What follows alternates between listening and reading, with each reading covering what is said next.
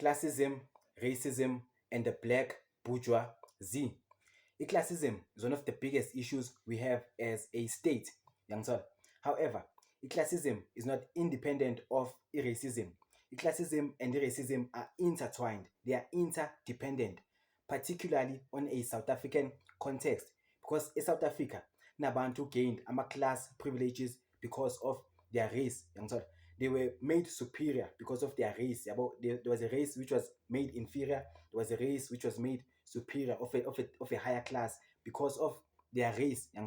Futhi, kunabantu who gained racial privileges because of their class.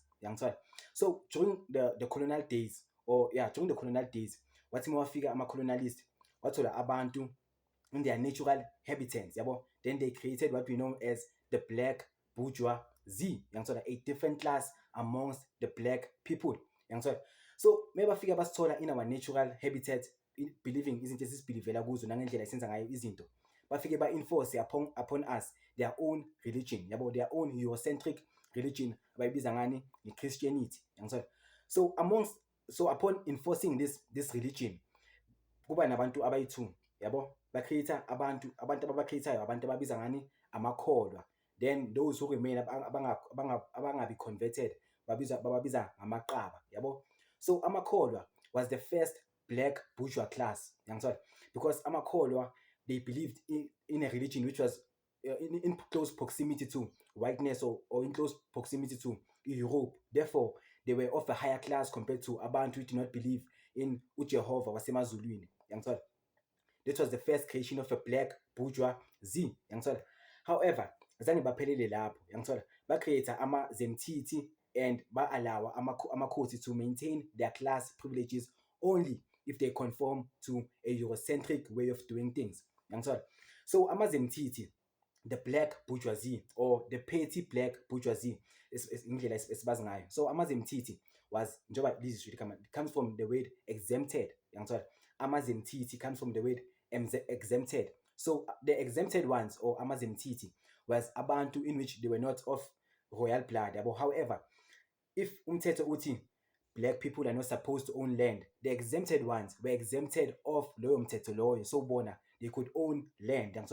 If umthetho uthi a black man is not supposed to wear a blue t-shirt, the exempted one, ama-Zemtiti, the black petty bourgeoisie, were exempted of lowo mthetho loyo.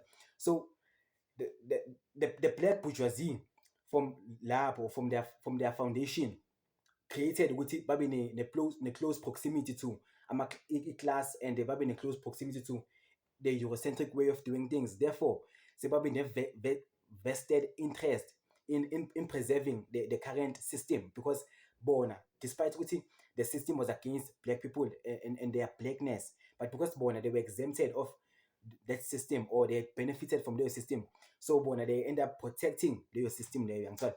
So this ama-Zemtiti, amakholwa, amakhosi was one of the few groups of the black bourgeoisie created by the Eurocentric powers to maintain control amongst the black population.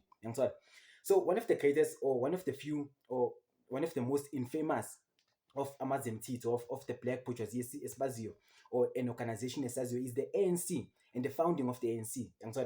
Uthi ngaboma 1913, abo-Sol Plaatje nabo-John Dube, in which ngesikhathi thina the black people were not allowed ukuthi sibe educated or sibe nama-varsity degrees in any way.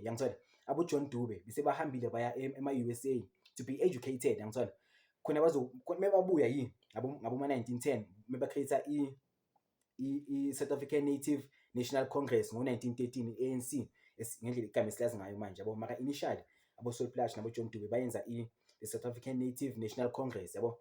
So mebayenza i-ANC, well, it was not meant to benefit Tina, the natives. No, it was meant to protect and preserve the class privilege of the black bourgeois class.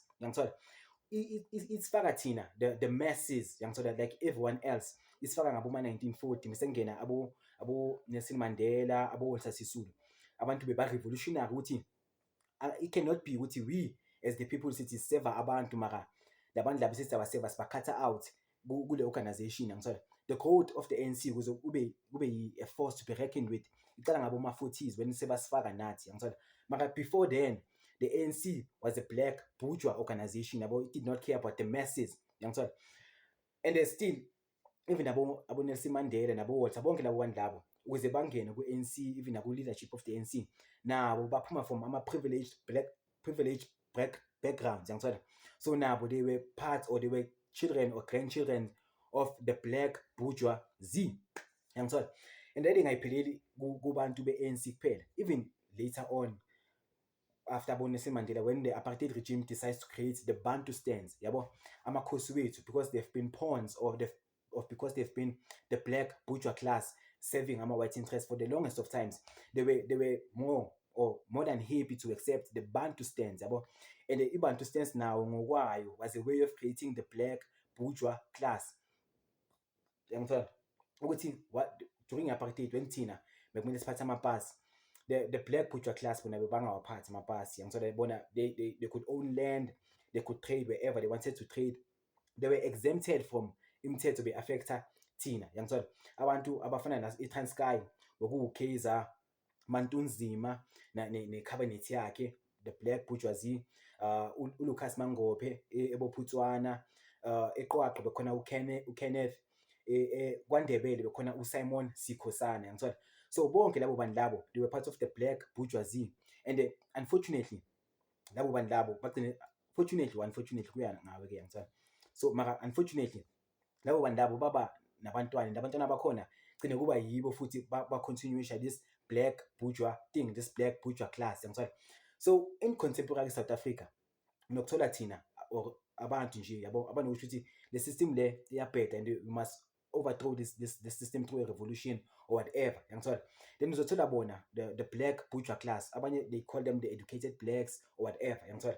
But the black bourgeois class yibo abantu who are first to say ukuthi if uyenza into kanje, if you take back the land, uzofana neZimbabwe, if you nationalize, like kuzoyenzakala in nani.